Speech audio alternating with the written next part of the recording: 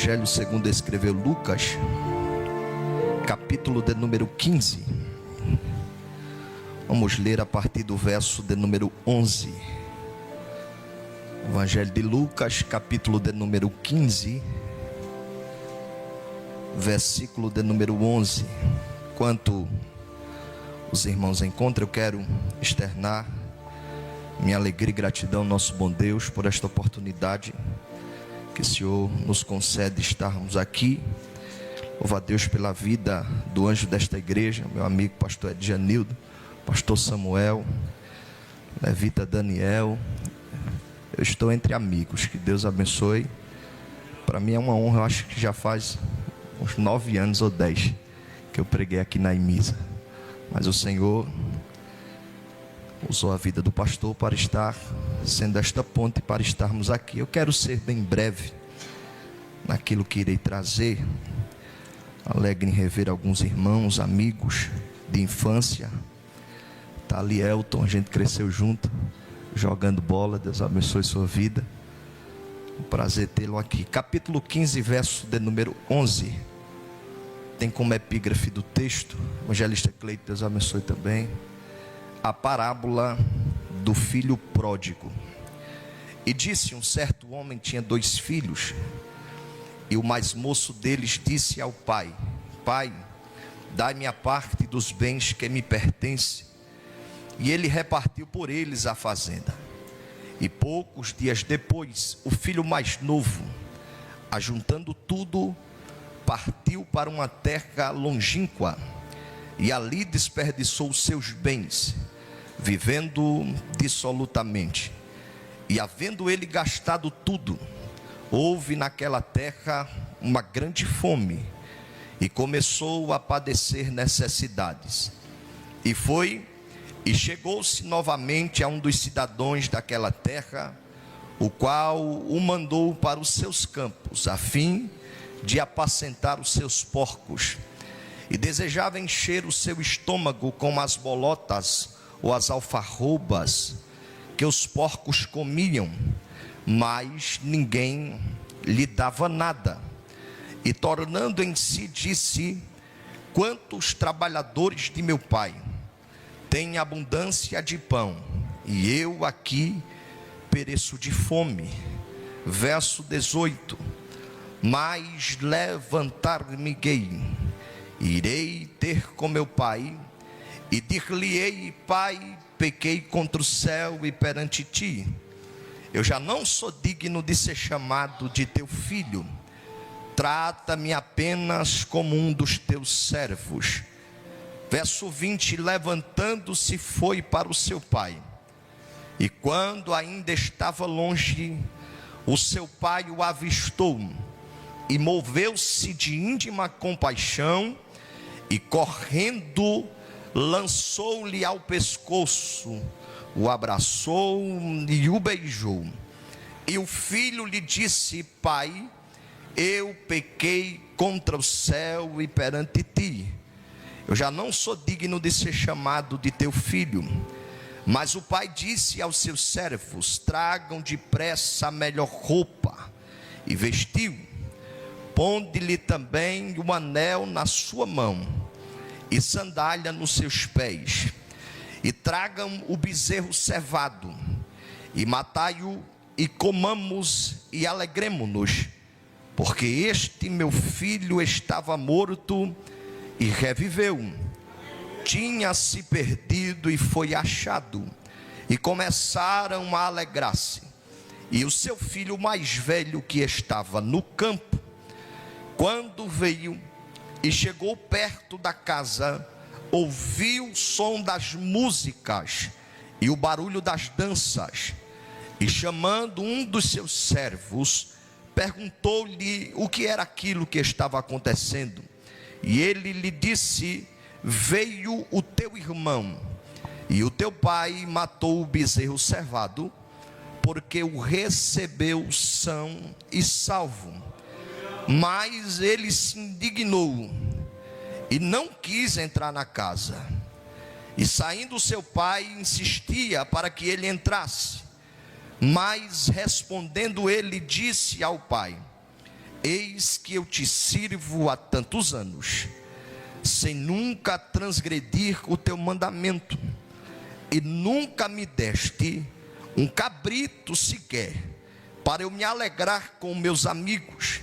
Vindo, porém, este teu filho, que desperdiçou todos os teus bens com as meretrizes, mataste-lhe logo o bezerro cevado.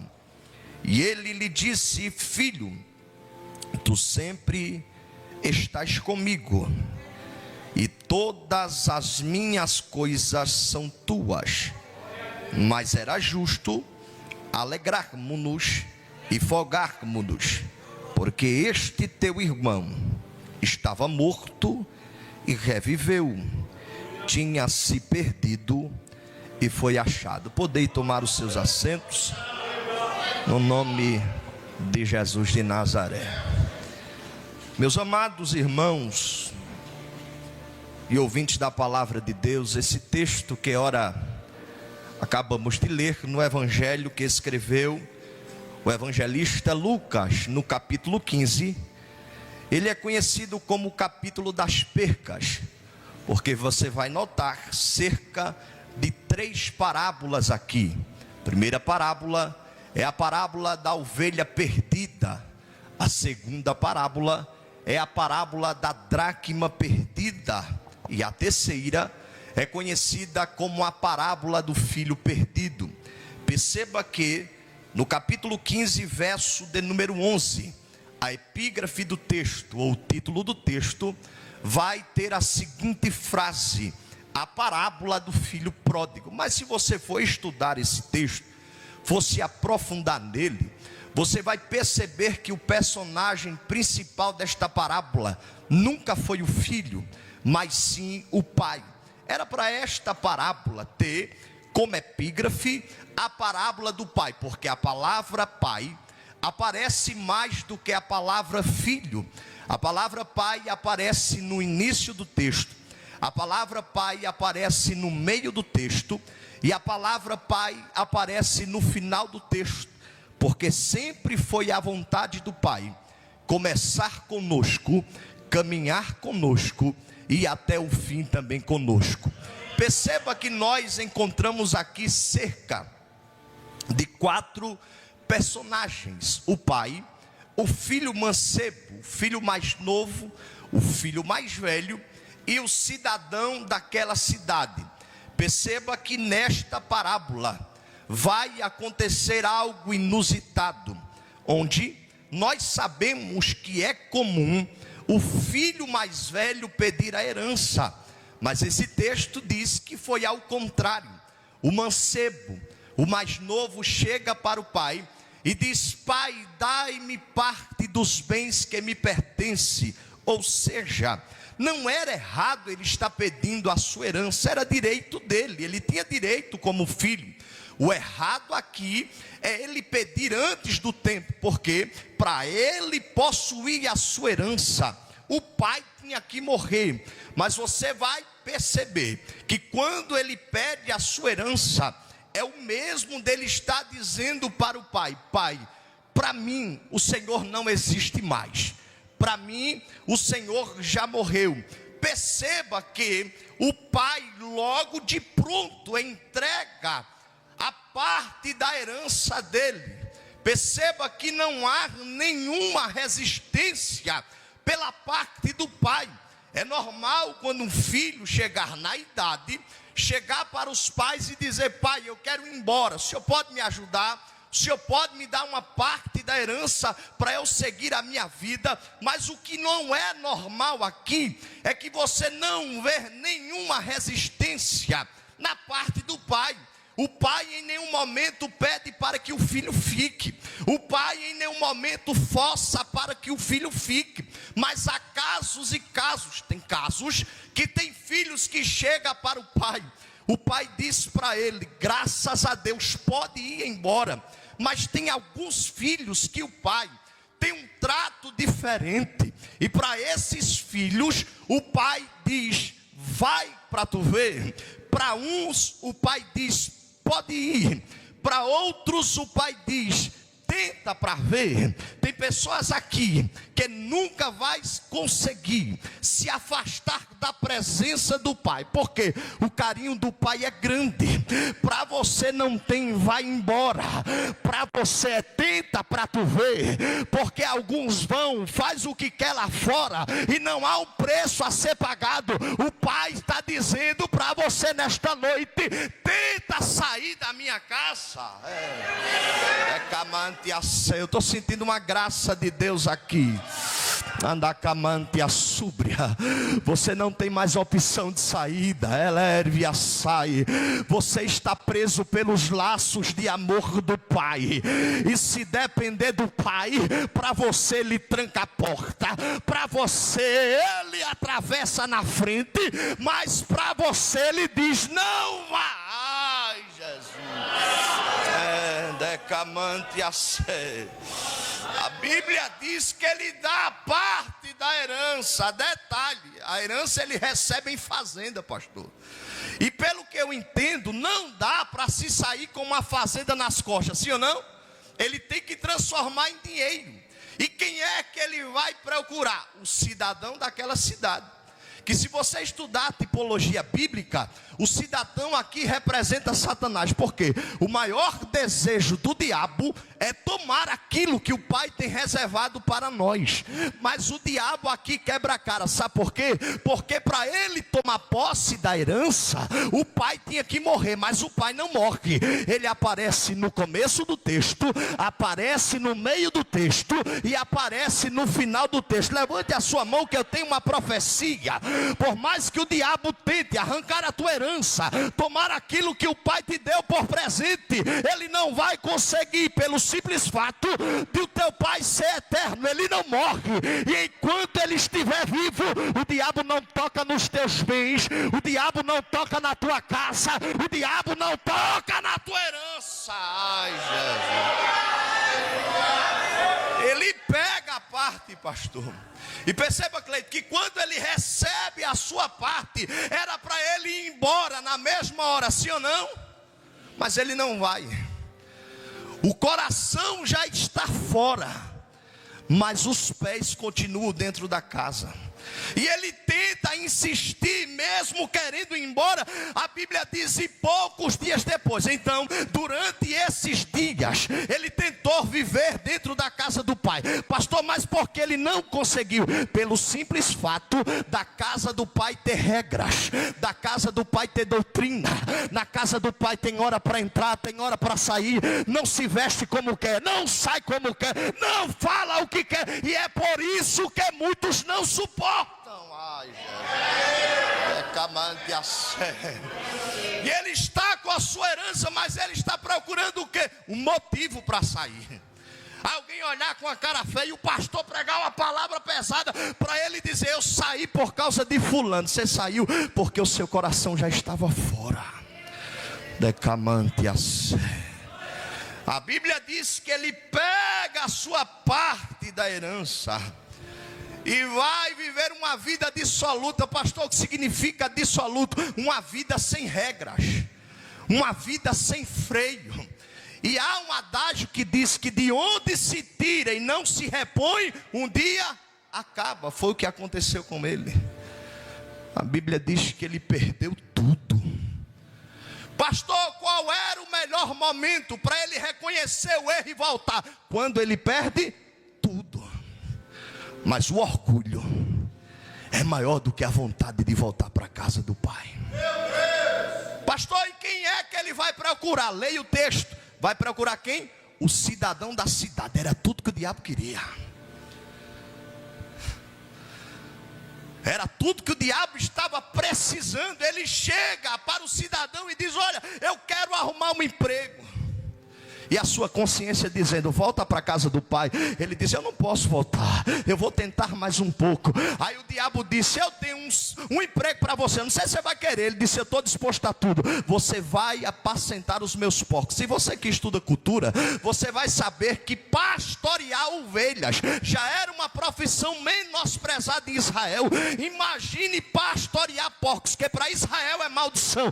Era tudo que o diabo queria, colocar ele na lama.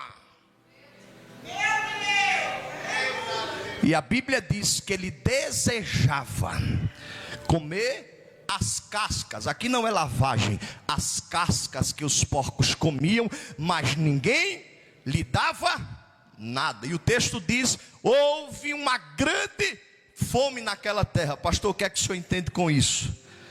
Quando Deus está disposto em buscar alguém, Ele vai anular todas as possibilidades de permanência no mundo. Não, tem gente que não está entendendo o que o Pai está dizendo. Ele vai fechar a porta, Ele vai colocar enfermidade, Ele vai Ele vai preparar uma ocasião, vai fechar todas as possibilidades e anular, porque Ele te quer de volta. Levante a sé. Tem gente que está entendendo o que é que Deus está falando. Aí ele cai na real, verso 18. Ele diz: rapaz, que besteira eu fiz. Quantos trabalhadores de meu pai tem pão e tem pão em abundância, e eu aqui pereço de fome.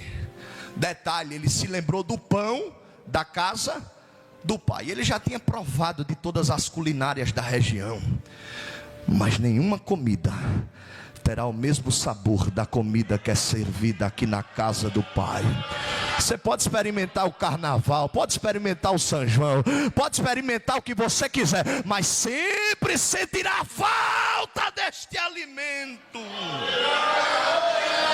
Aí ele diz: eu levantar-me-ei. Detalhe, esta oração aqui não foi uma oração feita, foi uma oração ensaiada.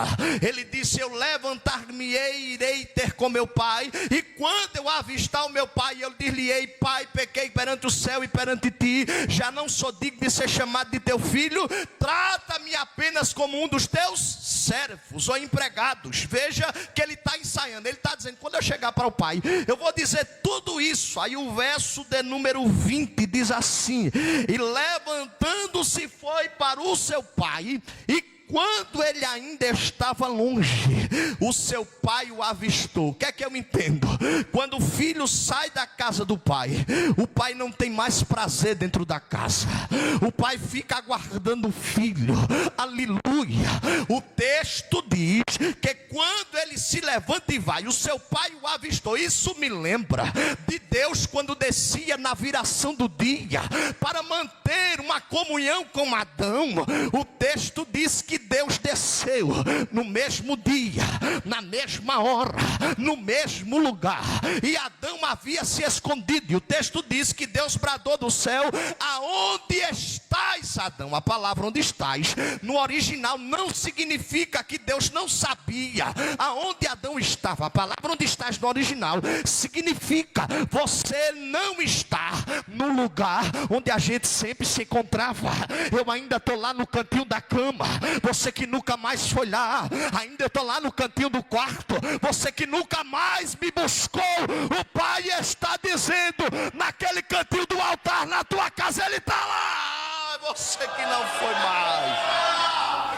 Quando ele avistou o filho, e o texto diz: e pelo que correu o pai. E quando o pai corre, o pai dá 8 presentes, e eu encerro aqui. Primeiro presente que o pai dá para o filho é o quê? Um abraço. Se você soubesse o valor daquele abraço.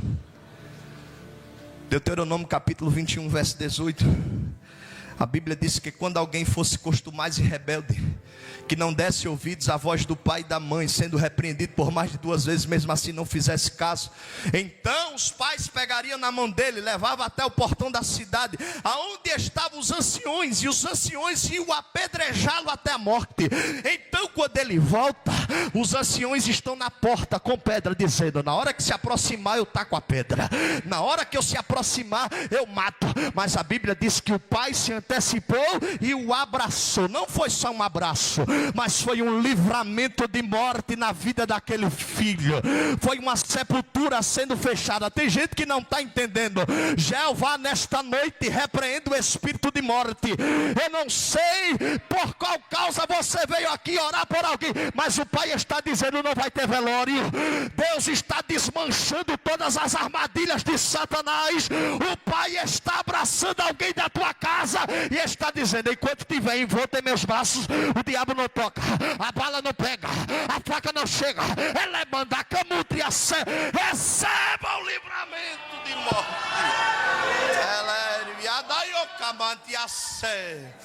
A Bíblia diz que o segundo presente foi o quê? O beijo. Esse beijo aqui, um judeu só saudava o outro com beijo no rosto, ou beijo na face, em duas ocasiões. Se eles participassem da mesma comunhão, comendo pão. Se lembra? Quando João olha para Jesus e diz: Senhor, quem há de te trair? Ele disse: aquele que é comigo coloca a mão no prato. Quem foi no jardim e beijou Jesus? Judas. Beijo ali é catakfaim, que significa beijo demorado, beijo de intimidade, beijo de quem tem comunhão e relacionamento. Segunda ocasião que o judeu beijava o outro na face ou na testa, era quando eles iam subir para o templo para adorar junto. Então o pai está dizendo: primeiro, você na próxima ceia, você vai participar comigo. Tem gente que não pegou, mas tudo bem. Elevante a súbria, se prepara que na próxima ceia, ele vai estar de volta, ela vai estar de volta, vai comer do pão, vai beber do suco. Elevante a sé, e o pai está dizendo: vai voltar a adorar no templo comigo. Eu beijo. Terceiro presente, o quarto e o quinto foram imediatos. A Bíblia diz que é quando o filho volta, o pai diz o quê? Tragam depressa a melhor veste, coloque nele. Traga também um anel e coloque sobre o seu dedo, sandálias sobre os seus pés. Detalhe, o início do texto disse que ele pegou todos os seus bens, sim ou não? O pai ainda guardou as vestes, o anel e a sandália, porque anel é feito sob medida, sandália também, roupa também. Não tinha como ser a roupa do filho mais velho, era a roupa do filho mais novo. Então quando acontece o encontro, que ele vê as vestes, vê o anel e vê a sandália, ele olha para o pai e diz: pai, por que o senhor guardou? Parece que eu vejo o pai sorrindo, dizendo: porque eu sabia que tu ia voltar. Não, tem gente que não pegou, porque eu sabia que tu ia voltar. Ah, pastor, mas estava uma bênção, saiu, mas o pai matou? Não. O pai permitiu acontecer algo? Não. Então o pai está dizendo: se prepara, vai voltar, vai voltar, vai voltar, vai voltar, vai voltar. Se o pai não tivesse projeto, o pai já tinha permitido o pior, mas está vivo. O pai está dizendo: vai voltar, vai voltar. Ai, Jesus de Nazaré, aleluia. Ele pega as vestes, coloca nele, ele pega um anel. Toda a família tinha um anel como brasão, e quem usava sempre era o sacerdote da casa, era o dono da casa, era o pai. E quando ele ia sair, ele confiava o anel ao seu filho, filho que ele mais tivesse agrado, ele entregava um anel para ele. Então quando o pai está devolvendo o anel, ele está dizendo: toda a autoridade que foi perdida, toda a autoridade que foi perdida na casa, você recebe de volta hoje. Hoje. Veja comigo o texto, verso 18, ele diz o quê? Eu levantar-me-ei, irei ter com meu pai, dir-lhe-ei: pai, pequei perante o céu, perante ti, já não sou digno de ser chamado de teu filho, trata-me apenas como um dos teus empregados ou servos. Olha o que acontece no verso 21, no encontro. E o filho lhe disse: pai, pequei contra o céu e perante ti, já não sou digno de ser chamado de teu. Faltou um pedaço da oração, porque na oração ensaiada ele tinha que continuar dizendo: trata-me apenas como um dos teus. Mas o pai, sabendo o que ele ia dizer, na hora que ele disse: pai, eu pequei contra o céu, pequei perante ti, já não sou digno de ser chamado de teu filho. Quando ele vai continuar, parece que eu vejo o pai colocando a mão na boca dele e dizendo: na minha casa você nunca será servo, na minha casa você nunca será escravo, na minha casa você tem lugar de filho, lugar de filho, lugar. Ai, Jesus. É por isso que ele diz: peguem depressa a sandália, porque só andava descalço quem era escravo. E o pai, olhando os pés dele, disse: tragam depressa a sandália e coloquem nos pés dele. Quinto presente, o sexto presente, ele diz o quê? vão no campo. Quem é que estava no campo no texto? Quem se lembra? O filho mais velho. Estava fazendo o que, pastor? Supõe que ele estava engordando o bezerro. Para quê? Para quando ele fosse dar um culto de ação de graça, ou fosse se casar, se ele fosse fazer uma festa com seus amigos, ele ia matar o bezerro. Aí de repente o pai diz: vão depressa lá no campo e tragam o bezerro cevado. Quando alguém chega e olha ele alimentando o bezerro cevado, o que é o bezerro cevado? O mais forte do rebanho. Eu e o pastor Edjanildos, que é mais bem cuidado, a pão de ló, é o melhor. Ele olhou assim e disse: para que vocês querem o bezerro? Ele disse: porque teu irmão voltou e chegou são e salvo, e o teu pai vai matar para dar uma festa para ele. Ele disse: não, esse bezerro é meu. Pastor, o que é que o senhor quer dizer com isso? Aquele que não se alegra com a tua vitória, aquele que não se alegra com o retorno da tua família, está só engordando o carneiro para o dia da festa. Deixa alguém falar, deixa alguém se levantar, deixa alguém torcer contra. Estão engordando o bezerro.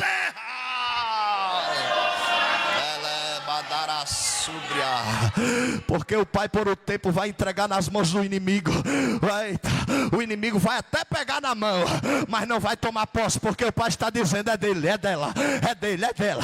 Você pode até tirar foto, o pai está dizendo para ele: pode até tirar foto, pode até se amostrar, mas daqui a pouco volta para quem é de direito.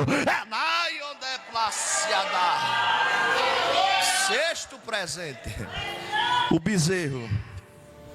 O sétimo presente, pastor, a Bíblia diz que foi o quê? A festa. Que o diabo pensou consigo: nunca mais ele vai dar um culto de ação de graça, nunca mais vai ter alegria. O diabo semeou contenda entre os familiares. Um está para um lado, outro está para o outro. Filho não fala mais com o pai, irmão não fala mais com o irmão. O diabo disse: não haverá mais reunião no final de ano, não haverá mais ceia de Natal, não haverá mais festa. Mas o diabo quebrou a cara, porque quando ele passa de manhã, o pai está triste na porta. Quando ele chega à tarde, ele tem uma surpresa, porque a casa que não tocava mais hino, já estava o som no maior volume. Tinha alguém cantando, se alegrando, cantando corinho, falando em mistério. Levante sua mão, porque alguém vai se surpreender por esses dias. Alguém que te viu cabisbaixo vai notar a diferença. Por quê? Porque tem gente aqui que está na situação de Ana. O texto diz que quando Ana entregou no altar, o seu semblante já não era mais triste. Ela ainda não tinha recebido Samuel, ela ainda não tinha uma promessa sobre a sua vida, mas pelo simples fato dela entregar no altar, a Bíblia diz que o seu semblante já não era mais triste. Saia daqui com cara de vitória, saia daqui com cara de festa. Haverá banquete, haverá cultos de ação de graça. Alguém vai olhar e vai dizer: o que é isso? Que tamanho é essa mesa? É comida junina? Você vai dizer: não, é meu filho que voltou, é meu marido que aceitou Jesus, é a minha casa que está servindo ao Senhor. Mas o maior presente não foi esse. O maior presente que o filho recebeu não foi a festa, não foi o bezerro, não foi o abraço, não foi o beijo, não. Foi o quê? O perdão do pai. Não, você não está entendendo. Tem pessoas que estão aqui, o pai revela que está vivendo uma prisão sem grades, uma prisão na mente. O diabo todo dia está acusando, dizendo: você não é mais digna. E Jesus não fala para quem ficou em casa, Jesus fala para quem está no culto. Elevante a sé. Você até tenta voltar a ser quem era antes, mas não consegue, porque o diabo está te acusando todos os dias, dizendo: você não é mais digna, o pai não tem perdão para você. Mas eu vim aqui como profeta de Deus para tirar um peso da sua alma nesta noite e dizer: há perdão para ti, há perdão para ti, há perdão para ti, há perdão para ti. Eu vou repetir: há perdão.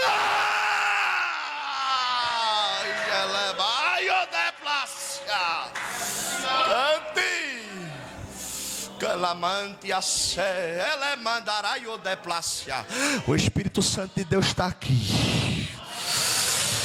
Nacamontriacé, elemantiacomontriacé.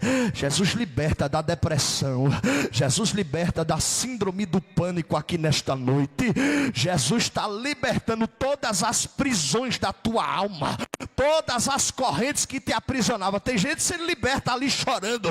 Esse choro está caído junto com as algemas, junto com os cadeados. O Pai está dizendo: eu te perdoo, eu te perdoo, eu te perdoo. Mas para ele receber o perdão, o que foi que ele teve que fazer? Confesso a você que não é fácil. O que, pastor? Parece simples. O que? Voltar. Para mim é alguns metros de distância. Eu vou insistir e dizer: volte. Está bem pouquinho, está pertinho do outro. Volte. Mas para quem saiu, não é só aqueles metros. É uma vida. É uma convivência. Por isso que é mais difícil alguém voltar do que alguém aceitar. Ah, pastor, eu estou sem forças. O filho também estava. Como assim se ele voltou? O texto diz que quando ele vinha na metade do caminho, o pai o avistou e foi ao seu encontro. Ou seja, ele estava dizendo: eu vou voltar até onde eu aguentar. Quando eu parar, vem, pai, ao meu encontro. Quando eu não conseguir mais andar, vem, pai, eu estou precisando. E quando ele chega, o pai corre e lhe traz. Se tem alguém que está distante da casa do pai nesta noite, e você sabe que é com você, ele já anulou todas as possibilidades de você ficar nessa vida. Você sabe disso.